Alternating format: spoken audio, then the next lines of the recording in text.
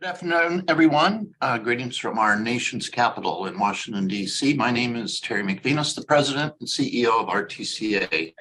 Greetings and welcome to all of you to what is now our 27th in a series of webinars, Aviation Technology Connect.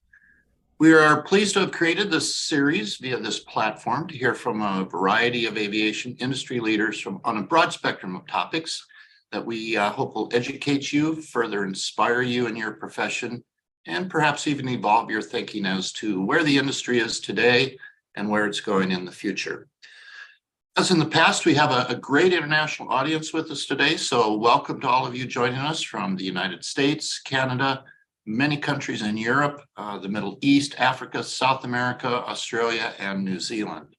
And as a note, this webinar is being recorded, as all of our previous webinars have been.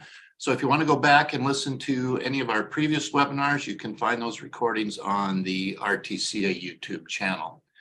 I know many of you watching today are familiar with RTCA, but I do know we have some first-time visitors with us. So I want to take just a couple of minutes to familiarize you with who we are.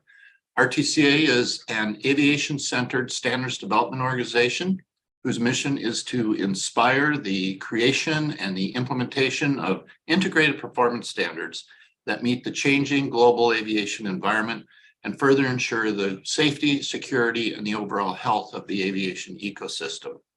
Now, in addition to developing standards, we also provide training to government and industry personnel on the application of those standards and how they're used as a basis for certification and testing. And on the screen, you'll see coming up here that we have a few upcoming training opportunities this fall. September is actually going to be a very busy month for our training folks, as we have 4 courses being offered. On September 11th, our course on DO-178C, Software Considerations for Airborne Systems Equipment and Certification. Then on September 15th, supplements to DO-178C training. On September 25th, Safety Management Systems for new entrants. And then on September 25th, Airworthiness Security. And on October 3rd, we'll be offering our training on DO-160G environmental testing. And I'm also pleased to announce the kickoff of 3 new security courses starting in September. On September 19th, we'll have a course on DO-391, Aeronautical Information Systems Security Framework Guidance.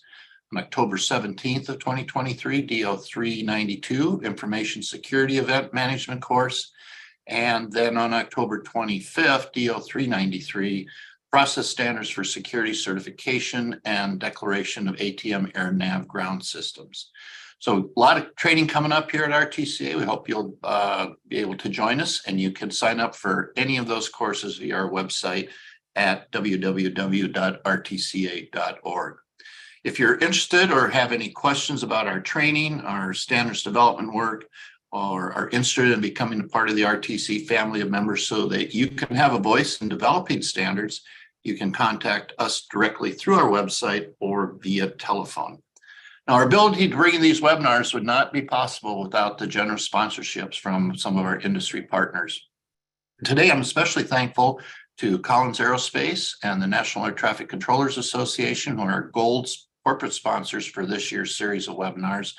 And this month, we're pleased to welcome a new sponsor to our webinars, L3Harris.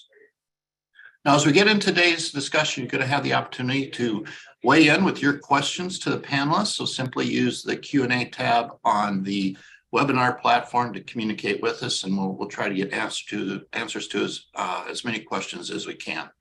So let's get started. The topic of today's webinar is cybersecurity and how we're addressing the challenges that we're facing today.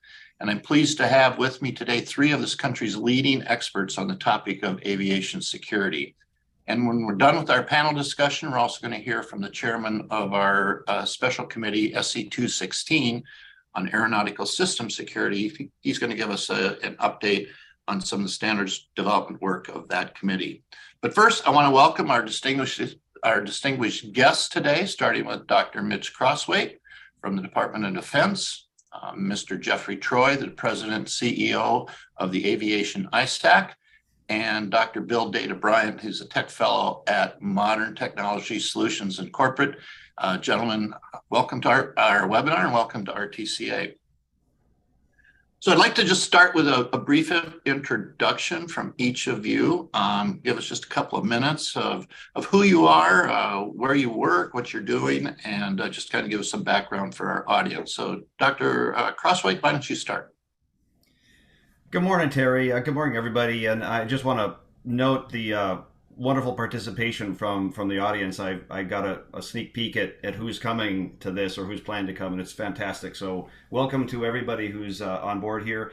I am a deputy director working under the director of operational test and evaluation in the Department of Defense, and our job is to do operational testing. That's combat realistic testing for systems before they get fielded to make sure they work. In fact, our motto is that we're key to weapons that work. My particular area of focus is net-centric, which is basically computer-based IT sort of systems, as well as space and missile defense systems. All of these systems have complex networks, complex what we call cyber surface area, a lot of places where a bad guy could potentially do harm to the missions associated with those systems and networks. And so I do a lot of, when we do operational testing of these programs before they get fielded, we do cyber testing as well. I also do have the honor of overseeing what we call our cyber assessment program. And as part of that, basically looks at operational systems that are after they are fielded. And we look at those systems in the context of exercises the combat commands do primarily, and services out there in the fleet, in the Navy, for example. We look at the headquarters-based exercises that INDOPACOM does for Taiwan, the Taiwan fight, that sort of thing, EUCOM, European Command, those sorts of things. We look at systems that are already out there that have been fielded in many cases for many years, and to see how they're doing from a cyber perspective. And the way we do that is we bring actual cyber red teams that are mimicking nation state adversaries, potential adversaries like Russia and China. And they go out and they do the best they can to try to take down the missions that are attempting, that the good guys in these exercises are trying to accomplish. And we find all too often that they are successful in taking down those missions. So what I've learned in the 10 years or so I've been in this job is that cyber security, and what we currently like to call in the department cyber survivability, because it's about fighting through cyber. It's not about preventing a cyber attack. You can't do that. You will be attacked, and you will, if you're in the military anyway. And I would argue, and we'll get to this, that the aviation community also has, or should be considering itself as a potential attackee by potential folks, including nation states, depending on the circumstance. So we found that basically you have to be resilient. You have to respond with humans, human defenders, and we can talk about that a little bit later, I know. But I'm very pleased to be here. I think it's a great panel. Terry, thank you so much for inviting me, and looking forward to the discussion. Great. Thank you, sir. Jeff, you want to talk a little bit about your background and the work you're doing? Thanks, Terry. Appreciate the opportunity to be on this panel and all the work that's done at RTCA as well. One of the many things that we do is try and keep track of the emerging regulations and standards that are being built for aviation cybersecurity, and York 216 committee and the work that Pat leads is fantastic. So again, thanks for the opportunity here. My name is Jeff Troy. I'm the president of Aviation ISAC. We're a global nonprofit, and essentially we act as the hub for threat intelligence, information sharing, and best practice development in cybersecurity in the aviation industry. So our membership is 1/3 airlines, 1/3 airports, and 1/3 of airframers, large service providers to the industry, satellite providers, air traffic controllers, and that type of services that are provided to keep the industry going, all of whom essentially rely on some type of digital technology to perform their functions. So we try to essentially address the shared risk by promoting the cyber threat intelligence sharing in those groups. So once again, I really appreciate the opportunity. Great. Thanks, Jeff. Welcome. Data, over to you. Hello, my name is Bill, or Data Bryant. I respond to either. Data is an old fighter pilot call sign. I spent about 25 years flying F-16s and transitioned to cyber kind of late in life through the academic road. Since retiring, I've spent most of my time supporting a range of both civil and government entities, mostly focused in two areas. One is risk assessment and measurement, cyber risk assessment and measurement, specifically for aviation platforms and other types of cyber physical systems, as well as working on developing aircraft cyber combat survivability. On the military side, there's a branch of specialty engineering referred to as aircraft combat survivability. And we've basically been taking all of those fundamentals and applying them to cyber as a weapon versus a kinetic weapon, such as an anti-aircraft gun or a missile or whatever. Very good. Thank you. Well, before we figure out where we're going, I think we need to figure out first where we are. So Jeff, I want to just ask you, could you give us just a bit of an overview of, what's the big picture of where things are today? What are the threats? What's really impacting the industry right now? Thanks, Terry. So there's three type of cyber threat actors that we are pretty much focused on right now in the commercial aviation sector. The first one is a nation state, advanced persistent threat, organized cyber threat intelligence groups is the second one, and then hacktivists is our third group. Each of these groups have different objectives, which they're essentially trying to achieve. So with the nation state groups, there's a pursuit for intellectual property with respect to the aviation industry, as we are seeing that there's a lot of geopolitical tensions which are preventing certain countries from participating to the extent that they would like in the aviation industry. We've also seen nation states actually trying to track dissidents and therefore having personal privacy information that may be located in aviation systems is also of value to them. Obviously, the cyber criminal groups are trying to financially attack the industry. Ransomware, for example, a very popular concern for everyone right now. But we're also seeing lots of other types of frauds that are impacting the industry as well. And hacktivists is a group that we weren't really that concerned about years ago, but again, the geopolitical tensions have driven a lot of non-nation state groups to start to do things to disrupt the industry that are, in support of a cause.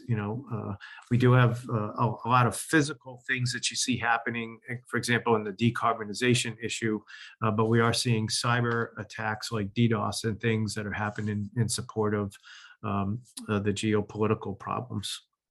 So another concern, obviously, is just the growing digital infrastructure in the industry. So the attack surface just gets bigger and bigger as more and more companies develop and try to bring to market very quickly new technologies that can help make the industry more efficient.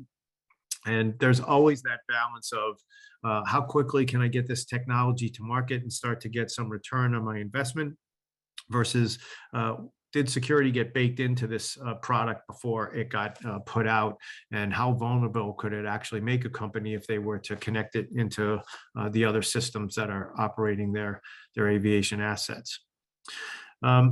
We are also seeing that there's a lot of emphasis on vulnerabilities, trying to find vulnerabilities in different systems that are being used to support not just specific companies, but more importantly, those ones across the whole industry. And there's a couple of significant ones, which I'll talk about in a couple of minutes here.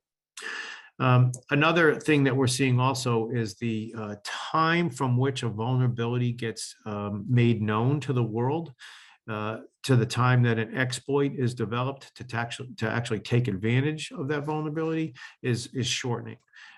So the pressure is on with respect to network security managers, directors of IT, et cetera. They've really got to be on top of when a vulnerability is announced, understanding the risk that they have, whether or not the application that's vulnerable or the equipment that's vulnerable is internet facing, what's their ability to monitor and prevent and detect any possible breaches via that vulnerability. We honestly believe that the most serious cyber disruptions that we would see right now would likely happen through some type of a service or an application that is used across the industry. So right now, for example, in a cross-sector thing, there's a real concern about the ability to forge Microsoft tokens right now. That would affect aviation, but it obviously would affect many, many different industries. But that, almost everybody's on some type of a Microsoft platform. So you can see that attackers going after such a broadly used software as a Microsoft or Move IT, another application that is really being looked at right now because there's several vulnerabilities that just seem to keep coming out right now. And that is a tool that is internet facing as well. So good example of things to be concerned about in terms of the types of across the industry applications. And then finally, the tensions that are going on geopolitically around the world. There's a lot of attention, obviously, on what's going on with Ukraine and Russia, and we have seen some impact, some of it direct, some of it derivative, impacting the aviation industry. But there's a lot of other places where there are geopolitical tensions in the world, and from that, I think there's a need for us to be on top of the potential, right? That threat that something could emerge from those areas. And some of the things that we're seeing are, as I mentioned, the DDoS activity that's hitting a lot of airports and actually been hitting some airlines. But we're also seeing that there is a lot more interference happening in position and navigation and timing systems as well.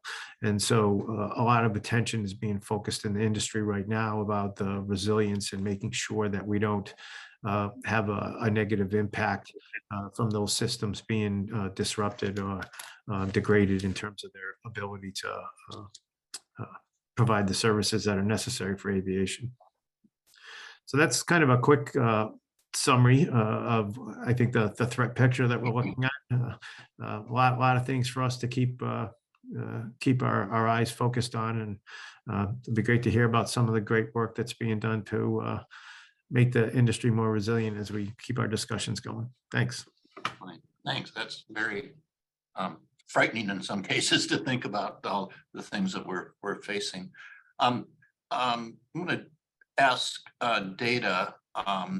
One of the things that we traditionally have done in the safety world are obviously risk assessments, and I assume the same sort of thing is done from a security perspective. And I want to kind of balance a little bit of both where the risk assessments are done, but then how that actually leads into compliance and I think what you referred to as operational effectiveness. So let me start first with, in terms of where do you do the risk assessments? What on aircraft, or is it beyond that, or what parts of aircraft? Yeah, so my focus has been on the cyber physical system with wings and engines and control surfaces that flies through the air from point A to point B. And so, yes, those things are very different than most traditional IT systems, although I will mention in passing, every day they are becoming less different. And we are seeing TCP/IP networks incorporated within cyber physical systems in ways that we would not have seen in the past. It would have been an ARINC 429 bus, it would have been a 1553 bus, and now on new systems, you are starting to see TCP/IP protocols used where you might see a weapon that hit you by accident. Maersk was taken down with NotPetya by accident. That was not intended. And you could see the same sort of thing. So traditionally in the past, we haven't worried as much about our airplanes because a weapon had to be crafted specifically. And in theory, only a nation state that had the ability to build weapons or build airplanes and had that level of engineering knowledge would be required to actually craft a weapon. That's becoming somewhat less true. And also, I'm very concerned about some of the trends in ransomware. So ransomware is a TCP/IP, traditional IT thing, not my problem, unless they hit me personally, but that's a different thing. It's obviously out there, it's everywhere. It's just incredible the amount of money that is being made by these threat actors. And so with money comes capability. And so they're developing full-up development teams. And what we're seeing on the ICS SCADA side is they're going after a lot of corporate, they go where the money is, right? So they go after a big company that is operating a factory, building something, and they are increasingly now attacking the junction, the ICS SCADA junction. So it is not a tremendous stretch to imagine that one of these large organizations might decide to hire themselves some aviation or aerospace engineers who are able to make that leap onto the platform. You can imagine a ransomware attack where they go to an airline and say, hey, we've attacked, we have a weapon implanted on this particular class of aircraft, pay up. That's going to be a really tough place to be. And even if they fail, even if they're not actually successful in doing that, what that would trigger from the regulators would obviously be some form of safety stand down. It would be impossible to keep it quiet. And so the headlines the next day would read, airline X grounded due to cyber attack, even if it didn't work. And nobody was hurt, nobody was injured, not a single electron or bit made it onto the airplane. You can still imagine the fallout the next day, both in terms of stock price, people not wanting to fly on that airline, all those things. And so where I'm concerned, and the conversation starter I wanted to throw out here, RTCA is a standards body. So this is somewhat impolite, but I want to talk about the difference between compliance and, I struggled with the right word. I settled on operational effectiveness. Many people would say resiliency or cyber resiliency here. I avoid that term because it means too many different things to different people. But the point is, today, much like in safety, for a long time, we were focused on compliance. If you look even on the defense side, DoD 882, it listed a bunch of rules. Follow these rules. And if you follow those rules, you are legal. It doesn't necessarily mean you're safe. And we have some unfortunate examples where a company or an organization, they built an airplane that was completely 100% legal. It was also unsafe. And those have turned out catastrophically because compliance. So, and I'm thinking in terms of, with whatever national body, if it's the FAA in the US, obviously. So if you are operating, then you typically are going to have to comply with a set of cybersecurity standards, many of which were crafted by RTCA. And they're not bad things. They are necessary, but they're not sufficient, not by a long shot, because we cannot define cybersecurity in the same way we could even define safety. Safety is defined in terms of their random acts of God, is what the insurance folks refer to them as. And so there's a probabilistic element. You can say it is so likely that an airplane will be struck by lightning. It is so likely that this thing will happen. In cyber, you're dealing with a maneuvering adversary. So the lightning strike happens or it doesn't, regardless of what you do wherever you are. In cyber, they will hit you where it will do the most damage, and they will deliberately find the opening. So in compliance, it's adherence to a set of imposed standards, but that's not good enough because you really have to have your system designed securely. And there's lots of different ways to do that. I'll just say the 4 things that I think about is in terms of hardening, which means your system is hard to get to, hard to attack. Damage tolerance. Many people, again, would say resiliency. This is taking a hit and continuing to still function. So a cyber weapon affects hits your airplane, but you can still land safely. Defensibility, which is one that very few people are talking about right now. And it's not enough to say, hey, cyber guys and gals, come defend my airplane. The tools, the capabilities to do that have to be built into the accredited baseline. They have to be built into the certified baseline. Otherwise, there's nothing really you can do. And so that's a step that we haven't taken yet, that we are starting to explore, but has got to happen. The defenders are going to be mostly useless until we build the tools onto the platforms. And then recoverability. So once you take a hit, being able to continue. And I probably shouldn't use the word threat now that I'm thinking about this. What I meant is, what does a fail look like? On the compliance side, if you fail, you don't get government approval. And so you've got to go back and redo your package and, whatever it is that they said, you can go do extra testing, whatever it is. On the operational effectiveness side, a failure means you lose your ability to perform whatever mission it was that the platform was supposed to do. Now, I'm specifically very focused on measurement. And on the compliance side, you typically measure in a binary scale. If you look at the RTCDA documents, there's a risk matrix, a 5x5 ordinal. We call them risk cubes. I've never understood why, because they're squares, not cubes, but whatever. A 5x5 risk cube. And there's a black line that is drawn, a jagged black line drawn down the middle. If you are to the right side of that black line, you are bad. If you are to the left side of the black line, you are good. Part of the problem is those 5 ordinal categories are arguable. And so, of course, people are going to find a way to justify being on the good side, but it's binary. And in the military side, it's very similar. With our version of that is called the risk management framework.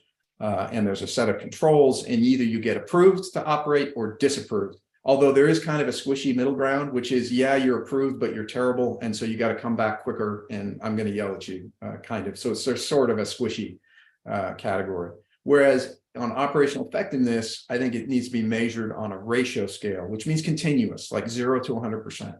And personally, I think the most effective way to do that is either expected mission loss, which is a combination of your likelihood of a particular risk scenario multiplied by the loss from that risk scenario, or the financial version, if that's how you want to track risk, which is expected financial loss. How much is it going to cost me if this bad thing happens, multiplied by the likelihood of that bad thing? And those can be very effective ways to track risk on a ratio scale. So anyway, that was the conversation starter I wanted to throw out there. Yeah, and just kind of a follow-up, when you talk about the risks, what's the goal? Are you trying to create a system that has absolutely zero risk, or are you really just trying to figure out how best to manage both the known and the unknown risks? That's a fabulous question. And I have spent a lot of time arguing with people about cyber requirements. And so my answer is the cyber requirement for an aircraft is whatever that aircraft's requirement was. If it's fly 500 miles carrying 50 people, fine. That's the requirement. The cyber requirement adds a phrase to the end, which is in the expected cyber contested environment. So whatever it is that system is supposed to do, success equals being able to accomplish that thing in its expected cyber operating environment. Now, how you actually do that and how you measure that is, of course, amazingly complex and hard to do. And we could talk for hours and hours about that, but I'll stay away from that rabbit hole. But that's, to me, is the bottom line. You've got to be able to accomplish your mission while under whatever level of expected attack. And for those that say, hey, it is inconceivable that a nation state would ever attack me, because most of the audience is probably from the civil aviation world, you should at least ponder the thought that there are at least 2 airliners who have been shot down by nation state surface to air missiles in recent history. So it is not now, supposedly that was by accident, and maybe it was, but cyber weapons can get out too. Again, think about NotPetya. So it is not inconceivable that a nation state level attack might land on your platform, whether it was supposed to be there or not. Very good. Oh, and if you could click, the whole point of this is that compliance does not equal operational effectiveness. As I said, we have to do compliance. And that is a necessary step, but you're not done. And personally, I reverse these. And so I think the right way to do this is focus on operational effectiveness, design your system securely, do appropriate assessment, do appropriate testing, build the right thing, and then take credit for it on the compliance side, and you'll sail right through. And the compliance folks will be so amazed, especially at least on the DoD side. I can say if somebody actually showed up to the AO or authorizing official and said, hey, here's our system, here's the design specs, here's all the things we designed in, here's our testing, and here's our residual risk, he would be amazed. It would be awesome. Great. Well, I want to turn to Mitch because Data, I think you did a really great job of kind of talking about both requirements and standards, and so Mitch, you want to talk a little bit in terms of when we start thinking about how we define those requirements and standards for cyber. I mean, one of the first things I would think of that a company would be having to think about is how do you determine the needed investments in cyber right at the beginning of the process? But maybe you have a different perspective. So. No, those are good thoughts. And before I do that, I kind of forgot to mention why I'm here as an aviation guy, because I didn't mention anything aviation at the beginning. And the reason for that I'm involved in this at all, the aviation side and the FAA side, is because of the link between systems that I have seen in my realm in the DoD and the FAA, the direct link with the radar systems. And actually, it's another direct link, or at least it used to be, with ADS-B, which I assume most of the audience knows about, but that's the new GPS derived system, or GPS-driven system that allows planes to commercial airliners to communicate with one another. And so what does that have to do with cyber? Well, ADS-B, it turns out, is not secure at all. It's very easily hacked. And we've demonstrated that on the DoD side pretty thoroughly. Can't talk too much about the details here, but the point is that was never designed for cyber. And when the FAA required DoD aircraft to have ADS-B, the department pushed back and said that's not okay. And the FAA eventually, with some support from the Hill, I think, eventually bowed, and we do not have to put ADS-B on military aircraft anymore. Because of that. And so there was that particular issue. And also the radar systems between the FAA and the DoD are connected.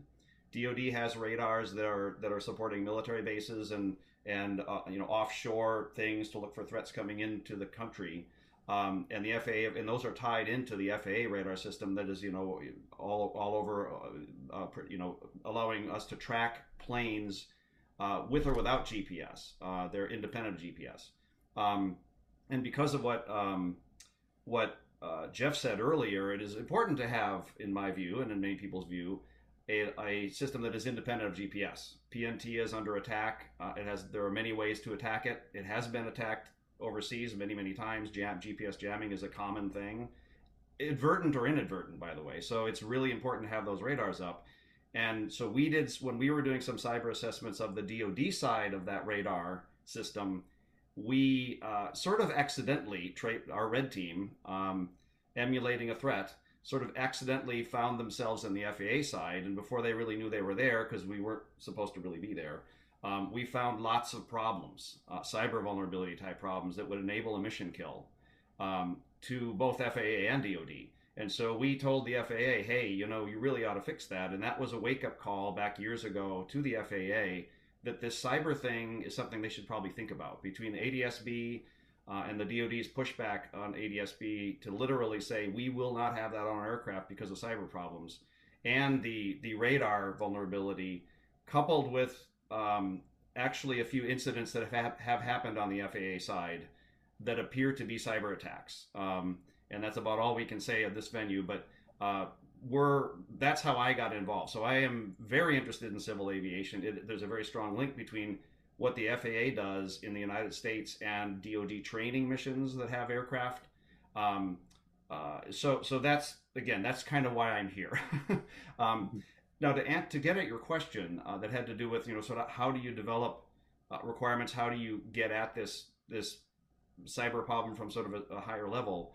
A couple of things that my 10 years looking at the red team results emulating adversaries have taught me. One is, as Data said, this standards compliance thing that the DoD uses, this RMF, risk management framework system, which is done on every single program before they get fielded, before they come to us for testing. It's done on every operational system that's out there. Every network has to go through a fairly rigorous compliance scheme within the department.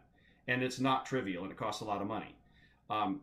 But there are extremely few networks and systems that we see when we actually emulate the threat that are resilient to that threat.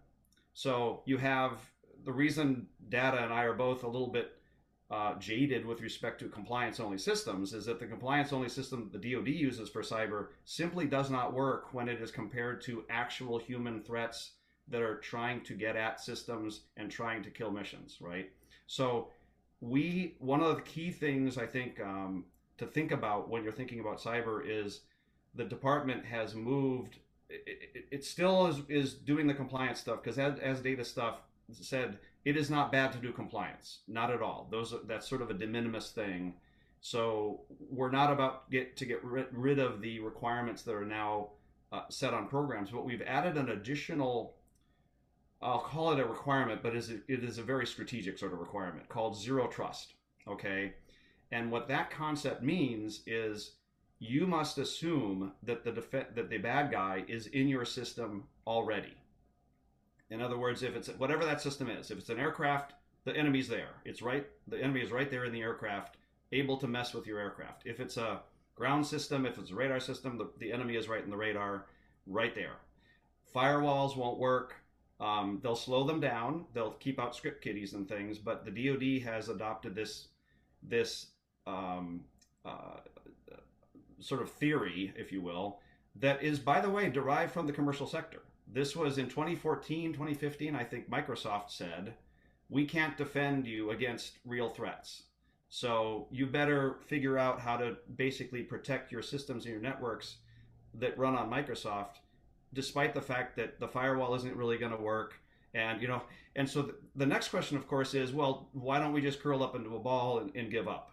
And the answer is you don't have to curl up in a ball and give up. What you do have to do, however, is have active defenses and against those threats. So you can't prevent the threat from getting into your system, but you can prevent the threat from affecting the missions that Data was talking about.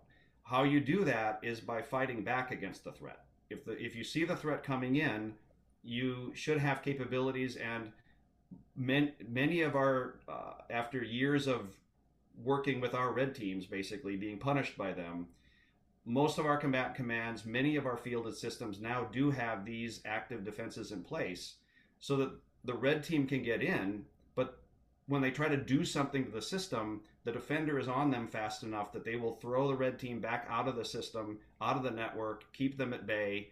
And in fact, some of the defenders are good enough that they can actually, they're bold enough to watch the adversary, the fake adversary here in these cases, right? But watch the red teams move around to see what they're going to do and kind of play with them. Let them waste time trying to figure out where they are rather than booting them out and having them possibly come in at a more sensitive spot. So those are very advanced defenders with advanced capabilities. But the point is, they are assuming that the bad guy is going to be in their network at some point. These are exercises. And so they are assuming that that's going to happen at some point. They sometimes let it happen, and they then throw them back out. So the two key things that requirements should be driven by is this zero trust idea and the fact that you need defenders. And so when you develop requirements, you should have those two things in mind. You should have your defender with you when you're developing the requirement for the system. You should first identify, and by the way, it's really important. In my definition of defender, it involves network defenders that are the typical defenders that you'd think about. And pretty much any company has them. DoD has them in all of its networks. But it's also the operator of a system. That operator should have the capability to be able to defend that system. If it's an aircraft, the pilot should have the capability of defending himself or herself against an attack. Now, that does not exist right now. But one of the things DoD has done in cooperation with the FAA over the last few years is really push that notion on aviation as well as every other platform DoD uses. And contractors are now working on this, and hopefully some of them are listening right now. They're working on capabilities where what my previous boss used to call a cyber warning light, cyber master caution light, which is a fighter pilot term for a warning light that says something bad is happening in my aircraft. I probably need to do something about it.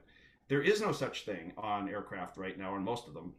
And contractors are some of the defense contractors at least are working on those capabilities. So provide those operators ability to know what's going on with the software of the aircraft, and then you head in that direction that we're talking about here, and that the data was talking about. And just before I stop, that if you want to look at there are some systems that really have some pretty good requirements in the department that are really looking at the defender and trying to help the defender out. And these are the sorts of requirements that you'd want to have. They're very broad, but things like control access. The system should control access to that platform or that network. You have to have some sort of access. Don't just let anybody in, right? Those are the firewall sorts of things, right? So those are needed, and that's an important aspect. So you should do that. But there are other things that are also needed because the bad guy's probably going to get in anyway at some point if he's really interested. Secure transmissions and communication, encryption, right? Both data at rest encryption as well as data in transit encryption. That's what ADS-B has none of, which is why it is so vulnerable to any sort of attack. Baseline and monitor systems and detect cyber anomalies. Okay, so you need to understand how your system works in baseline, and you have to know what weirdness looks like that might indicate a cyber attack. The one thing about any cyber attack is it's going to be abnormal. It is not normal for your system to have a DDoS attack.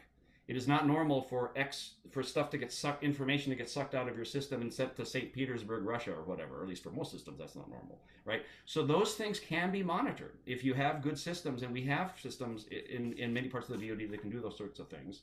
And then finally, recovery. You need to be able to recover on a time scale that will keep the mission going, whatever that mission is. And that may be just a button to flush. One of the things, if you refresh your cell phone, your smartphone every night, you will keep many bad guys at bay because they can only get there are a lot of attacks on cell phones that basically are ephemeral, and they're not, and as long as you don't reboot that phone, the bad guy can do all sorts of stuff given enough time. But if you reboot it, that bad guy's gone. So some things can be as simple as, a reboot. There's no button, I don't think, on most, major aircraft that you can just reboot in flight, but maybe there should be. And certainly for some defense programs, we're trying to build that sort of resilience in. Did that help, Terry? Yeah, that's really good. So Jeff, I'm going to come back to you as the head of the Aviation ISAC, and you talked a little bit about what the ISAC does, but could you describe a little bit kind of the processes you use when you bring the different parties together? I mean, what sort of process do you use to is it a sharing of information, or is there an output from it as well? Just kind of a little more depth on that. Thanks. So as I mentioned, we are a hub, and our connections with our member companies are in the cybersecurity function for the network security protection, as well as product and OT.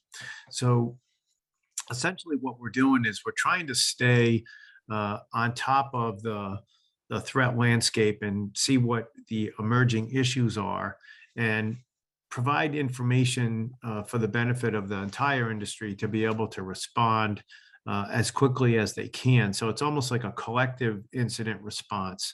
So rather than company A being out there on their own and having been breached and having to deal with that, you get essentially the collective knowledge and passion of a whole lot of other people when you're willing to share the information about what's happened.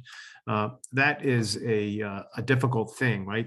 Talking about your own company when it's in the middle of a crisis, trying to stop some type of an issue.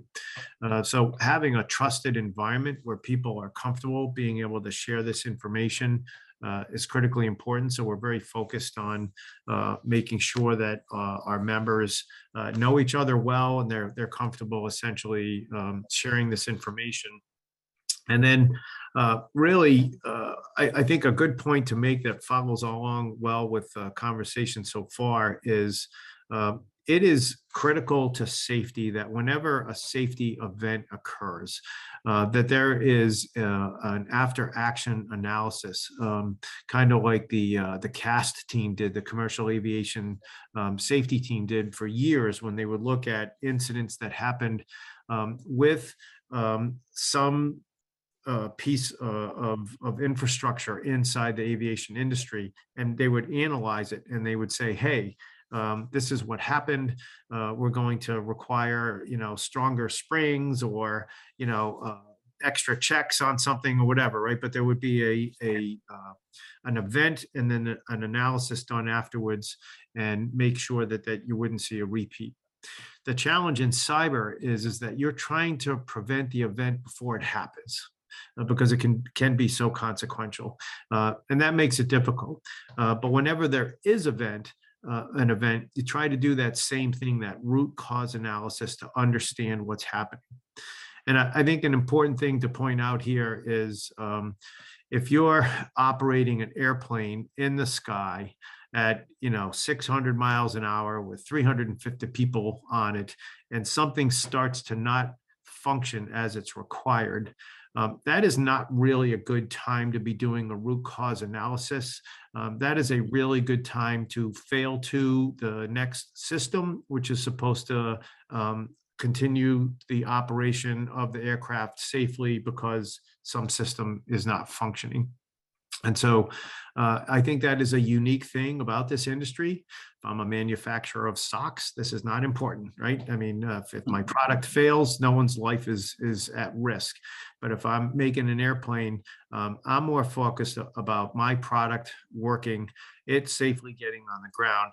And then I'm really focused on all of the data from that event to understand what happened, so that the CAST-like process goes on, where we make sure that whatever caused that failure, whether it's physical or cyber, we're not going to see a repeat of that again. And so that's knowledge development, and that is another one of the core values of the ISAC. We're constantly looking at all of events that occur and trying to, again, get as much data as we possibly can from these things, and then collectively work together so that everybody understands what they need to do to help prevent these from happening anymore. Thanks. I'll invite everybody to turn their cameras on. We've got a number of questions from the audience. We're not going to be able to get to all of them. However, we will capture all of the questions. And if you put a question in and we've got your name and contact information, we'll get the answers to you from the panelists. There's a couple of questions I'm going to just pull out for now, and plus a couple others I want to ask. But one I'm going to rephrase the question a little bit, but one was kind of a question on defining essentially what's a credible risk versus an uncredible risk, and how do you differentiate as part of the whole process of determining whether something needs to be done? Yeah, so I saw that question, and that is a fabulous question. And the question actually wasn't even about what's a credible risk, it's what's a credible risk analysis. And as I probably gave away, there are some risk analysis approaches that I don't consider as super credible.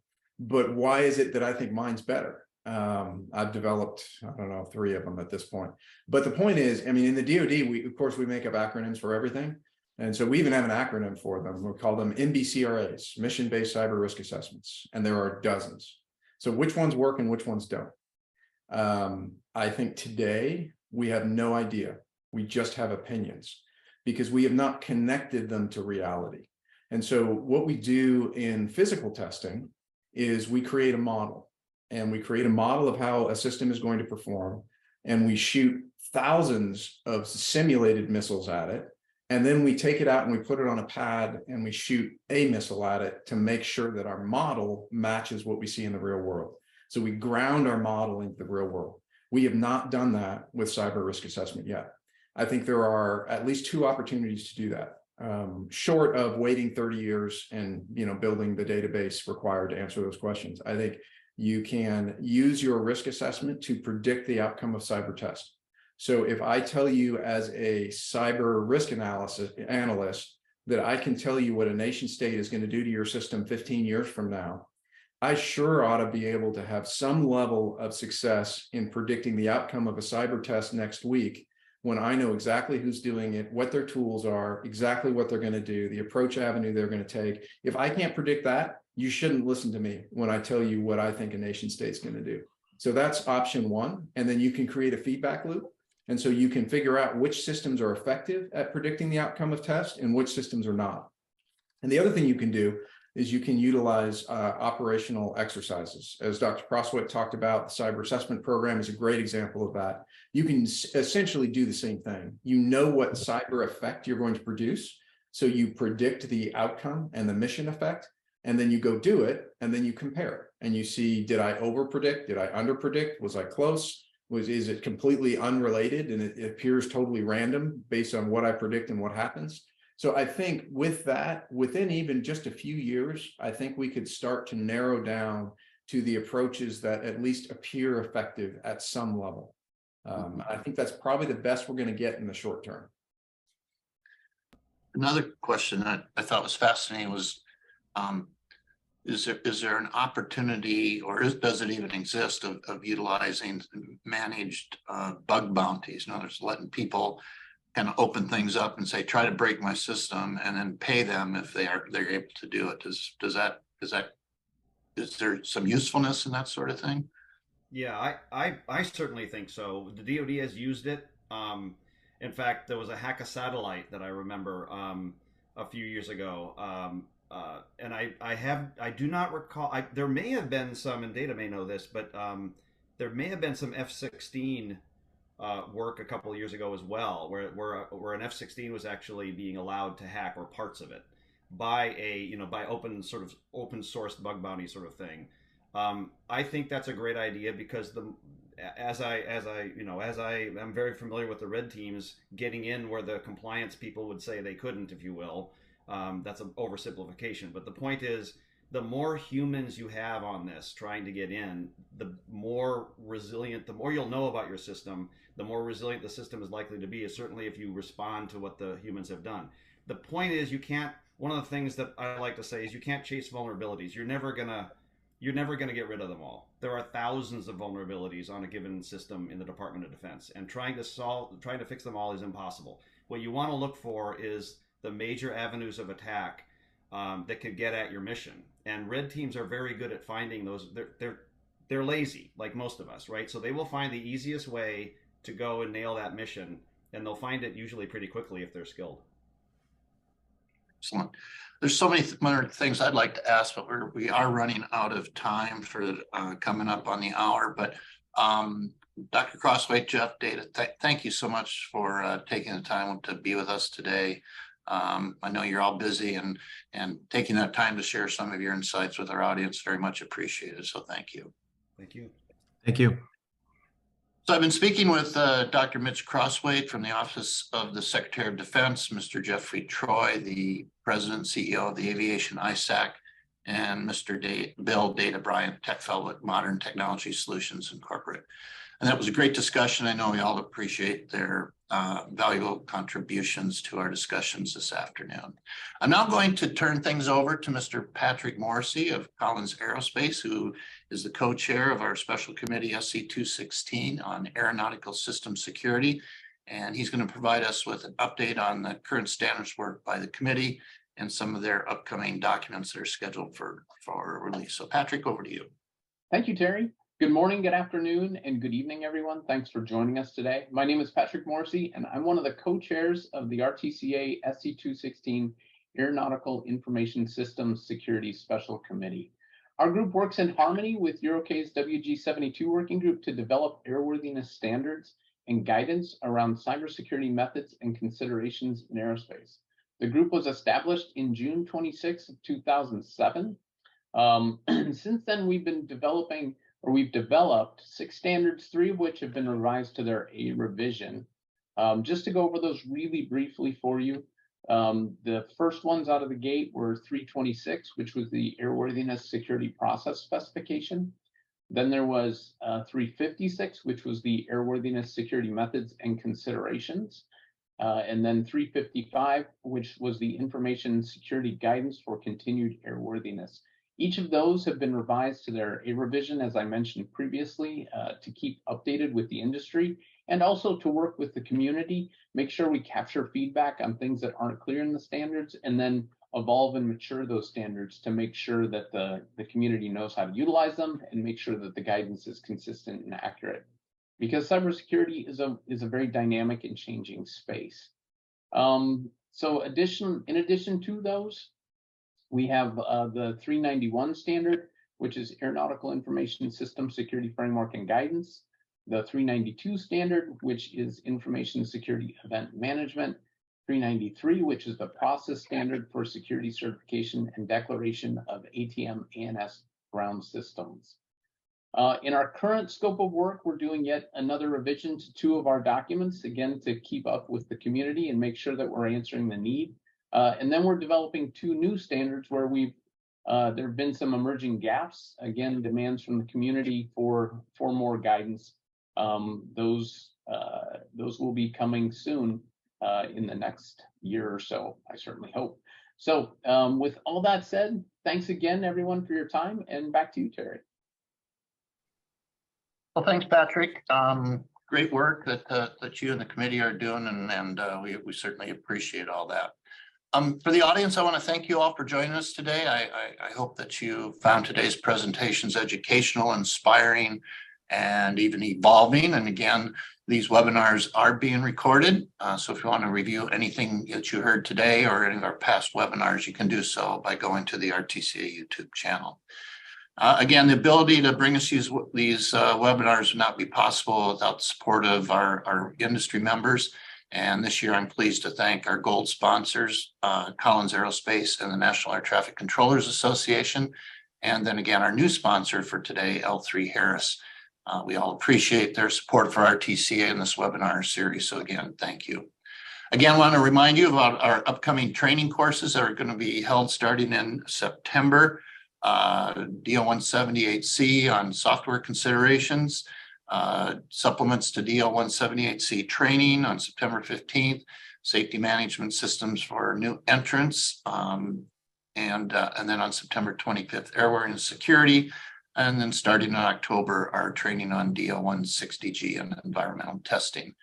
And as Patrick mentioned in some of their work and some of their new documents coming out, our new security courses that are going to be using them as a foundational guidance document, if you will.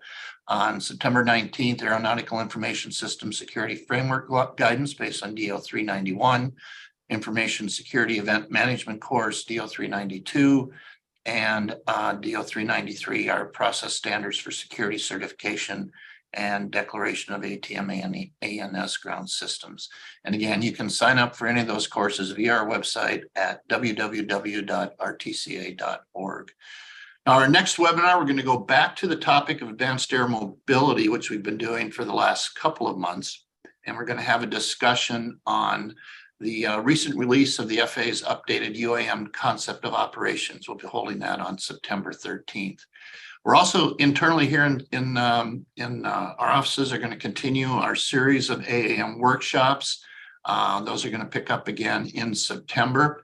And these workshops are including participants from manufacturers, equipment providers, operators, industry associations, and the FAA. So if you're interested either in participating, you can get information on our website, or if you're interested in seeing a summary of some of the past discussions we've had this past year, They're posted in the news section of our website, again, at www.rtca.org. Today, I also want to announce an upcoming event, our annual RTCA EuroCave virtual webinar. We started these a couple of years ago, and we're going to be doing another one on October 25th on the future of connectivity in aviation. So we're going to have some more details out to you shortly in terms of the content, as well as information on how to get registered for the event. So a lot going on here in the next few months, and we do hope that you'll be able to join us for some of those activities. So again, to our audience, thank you. We appreciate you taking the time to be with us and for making RTCA a part of your day. Have a great rest of your day. Thank you.